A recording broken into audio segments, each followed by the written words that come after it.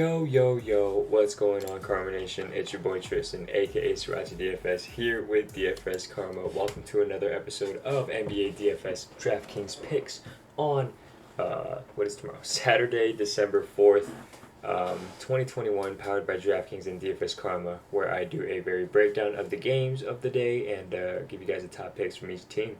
Make sure to like the video and subscribe to this YouTube channel so you do not miss out on any of our free media content or our live streams. Also, make sure you're in our free chat room where we're discussing DFS 24/7 all day, every day. We got props, betting, DFS, all in there. So go ahead, join Chat DFS again. Link is down in the description below. And yeah, comment if you do like our content, have any criticism, compliments. We try to get back to you guys as soon as possible. And I know a few of you guys, or at least one guy, was saying how we want to decrease the screen of the face, and dude, I'm ugly as. So I want to decrease the screen of my face as well, and try to get you guys more of the DraftKings part. But I talked to Travis about it. We're gonna get things settled, and you'll see it in the next upcoming shows for sure. So let's go ahead and get straight to it. It's a 6-game slate on a Saturday. First game, Chicago at Brooklyn. We have Alex Caruso questionable, Kobe White out, Javonte Green out, and Patrick Williams out. So with Javonte Green being out, that opens up like around 24, 25 minutes already. And you got to think maybe, well, I was actually looking at Popcorn Machine and looking at who subs in for who.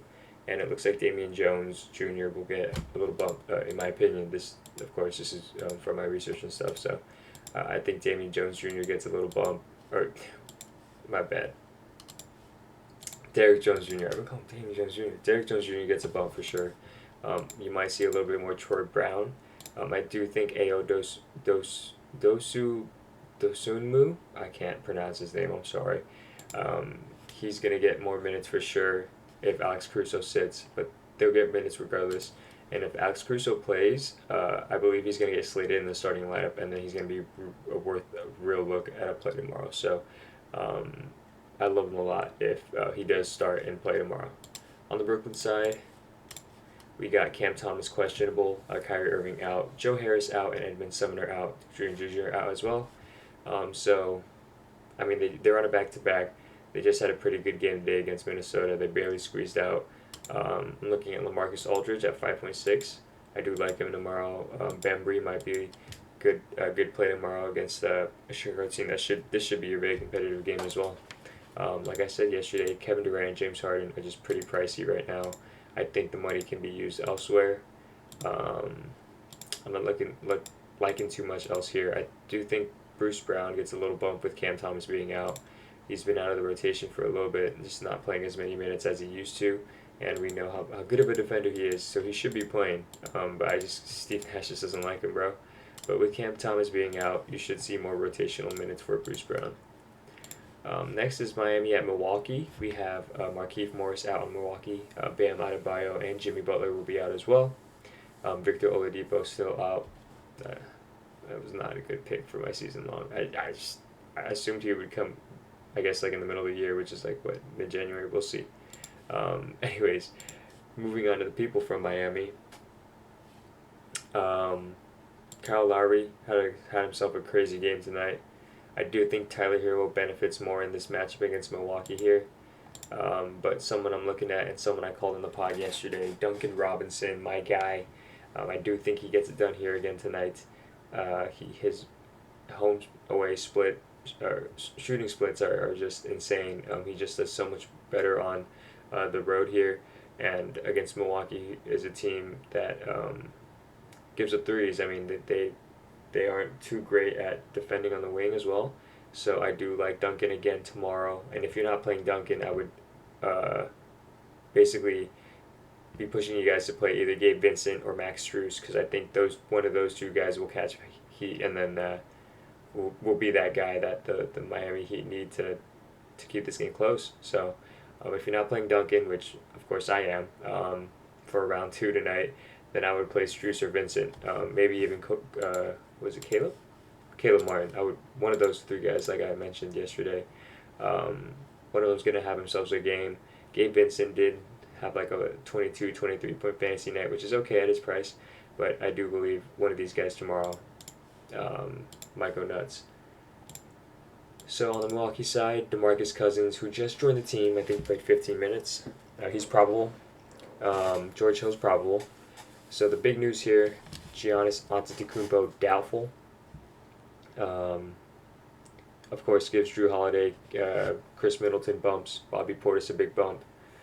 Pat Connaughton saw the starting lineup. I think everyone's skipping over Grayson Allen, in my opinion. He had himself a decent shooting game, but he just wasn't doing much outside of that, and I guess he just plays off Giannis really well. So I'm not too sure if I'd go there, actually. Marcus Cousins, he needs more minutes. If we know that he gets more minutes, like even Mamu played more minutes.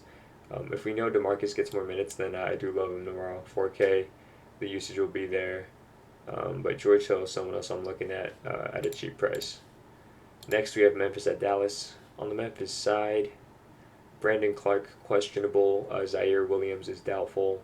And then Kyle Anderson's out. So their prices of these dudes are pretty much gone up. And it's a tough call here because, well, Kyle Anderson being out does help a lot. So someone I saw that got into the rotation from out of nowhere was this Aldama guy. He played in the second unit and was one of the first main guys to sub in. So I do think Taylor Jenkins is a coach, might be high on this guy. So he is worth a look as a punt in GPPs. Besides that, I do like Dylan Brooks at 6'9". This should be a close game. Kristaps should be coming back. Memphis has been playing pretty well without Ja, which is pretty insane to think about. So I do like the main guys here for Memphis. Dylan Brooks, Desmond Bane, Tyus Jones. D'Anthony Melton, if he plays over 20-something minutes, and that's just all I want to know before I play him. Because last time let's see, give me a sec, sorry. 17 minutes, a very close game. That's not going to do it for me, you know? So, next is Dallas. We have Kristaps Porzingis questionable, Frank Ntilikina questionable, and Willie Cauley-Stein questionable. So these, actually Frank is fine, but KP, Kristaps Porzingis, and Willie Cauley-Stein are questionable. They sat yesterday on their back-to-back, the front end. I think they're gonna come back today. At least Kristaps should. So Luka does better with Kristaps. I still wouldn't go there at 11.5. Puts Brunson, Kleber, Finney-Smith out of play in my opinion, and it's just a tough team to target right now, or a tough team to target right now. I do think that because of Memphis' pace, one of these guys are going to go off. I just can't put my finger on it. Maybe it's even KP, but he's going to be going against Jaren Jackson Jr. isn't so bad, but I just don't know if I would attack Memphis anywhere here, to be honest. I just don't have a sure thought of it, if that makes sense. San Antonio at Golden State. On the San Antonio side, Devin Vassell is doubtful, and so is Keita Bates-Diop. So you could best believe Keldon Johnson should be getting his minutes back. Oh, the minutes are there, but his usage should be back. You might see a little bit more Lonnie Walker. Doug McDermott, I think, had himself a pretty nice game in low minutes. Vassell and Diop are going to be out too. So we might see more minutes than Doug McDermott. Bryn Forbes should be seeing a good amount of minutes. And San Antonio's been playing pretty well. I don't think they get mollywopped here against Golden State. Golden State's also on a back-to-back. Poyle at 6'2". It's going to be tough, I guess, to play against Draymond. Because Poyle's not like a dominant center like someone like DeAndre Ayton, who would go off against Golden State since they don't have like someone of that size, you know. But with Jacob Poyle, it's hard because he's not that dominant dude. So I do think you might have to. I don't know if I'd actually attack Golden State here. They're the best defense in the game. They just won tonight against Phoenix. It's going to be tough. I don't think I'd find myself paying for anyone up here. Maybe Derek White. He's been playing really well. Derek White, Keldon Johnson might be my guys tomorrow from this team. Maybe Doug McDermott. I don't know. I'm just so iffy on Poyle. I like him a lot. I love the type of dude he is. I would put him in the player pool, but I don't know if I would make him a star. at this point in time. My conviction isn't too much behind him at the moment. On the Golden State side, we have Klay Thompson out, James Wiseman out, Andre Iguodala out. Nothing really changes here from yesterday. I do like Draymond Green. He had himself, I think, a nutty game. Yeah, he had himself a nutty game last game. He's in a spot where he can put up big numbers almost every night just with his defensive stats, So, tough call here. I do like him. GBP 7K. The upside is there. The floor is low, though. You got to expect that when playing this guy. Besides that, I don't know if I touched too many other people here. How did Otto Porter do tonight? Played 24 minutes, though. That's nice to see, but at 4.7, you're asking for 30. Basically asking for 30 there, so it's tough. I don't think I'd go there, to be honest. Andrew Wiggins at 6.7, not too bad. Clippers at Sacramento next game. We have PG as questionable. He tweaked his ankle yesterday. He hopes to play tonight while beating my Lakers. Go figure. He hopes to play tonight. Wouldn't be surprised if they rested him. I'm actually going to assume they rest him, to be honest. And it's a Clipper, basically a rematch of the game that Sacramento blew him out in which the third string players came back and brought the game back. Don't know how, but they left their third strings and second string in. And Sacramento had to bring in their starters again because of the run that the Clippers bench dudes were doing. So if Paul George sits, which I'm assuming, I do believe they're on a back-to-back too. Sacramento's just so weird to attack at the moment. You gotta assume the game stays close, right? So Serge Ibaka has been starting. I do like him as a cheap value play. Terrence Mann might be a good mid-range. Reggie Jackson, Eric Bledsoe should be the guys that go off if this game stays close the way it should. So you have that, and actually Luke Kennard's a decent play too. Luke Kennard and Terrence Mann if you do think this game blows out a little bit. But besides that, I do like the main dudes, like I said. So on the Sacramento side, we have Harrison Barnes doubtful. We got to look at Terence Davis again for sure. He had a really good game against this team last game. Davion Mitchell did too, and I called that on this pod. I put that in the article, or I think I put that in the article because I didn't do a pod that day. But I did put that in the article. He had like 30 DK points.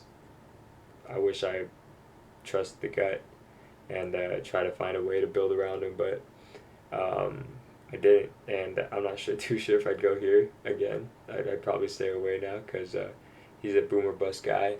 He just wasn't hitting his shots for a while, and he had that game where I expected it, and he hit his shots a ton, and he was one of the reasons why this game blew out so much. But besides that, I do like Halliburton at 6.3. I do like Rashawn Holmes at 6K. Give me those two guys again, and that might be it for me here. Med 2 might be nice, but we just got to make sure that he gets minutes, On the Boston side, Boston at Portland, we have Romeo Langford questionable, and Jaylen Brown should be questionable more, but I assume he's going to play because, actually, he might not play because I do believe Udoka was saying that he felt a little sore, so it depends on how he wakes up tomorrow. So I hope he plays, because if not, then Jason Tatum becomes a great play, Al Horford becomes a great play, Schroeder's probably going to become a good play, and Smart. All four guys actually are pretty much good plays tomorrow if Jaylen Brown sits. So that news is going to be something to monitor. And on the Portland side, big news here.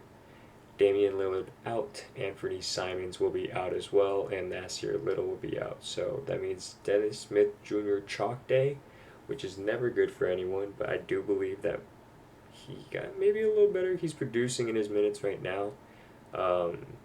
He won't be facing too bad of defense. I mean, Schroeder's a dog, but they look like about the same size at this point. So Dennis Smith Jr. is going to be made chalk tomorrow. I'm probably going to play him. Norman Powell is a very good play here. Had 29 minutes and like a 30-point blowout. And then CJ is pretty pricey, 9K. If you believe he's going to be the reason why they're in this, he probably has to score like 35 to 40 real points now, or put up some crazy near triple-double. He's going to be needed for sure if this game stays close. But I like Powell and Dennis Smith Jr. the most from this game. And that basically wraps up this slate, Saturday, my bad, Saturday slate on Saturday, December 4th. Again, if you like the video, please go ahead and give it a thumbs up. Don't forget to subscribe to the DFS Karma YouTube channel for more daily media content and our live streams. I appreciate you guys all for watching. Have a good rest of the weekend.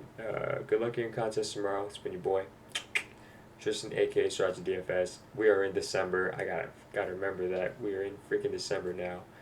It's almost Christmas time. It's the best time of the year, man. But yeah, your boy Tristan, aka Sergeant DFS. I'm out. Peace.